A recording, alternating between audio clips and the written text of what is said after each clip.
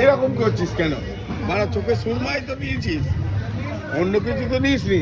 আরে বাপরে জ্বলছে কি রে? হ্যাঁ তাহলে তো ভালোই হয়। আমার আজকে এই বার্ষিকী।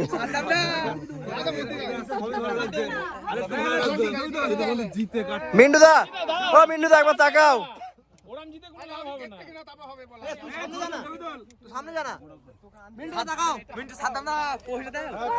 Happy birthday to you, happy birthday to you, happy birthday.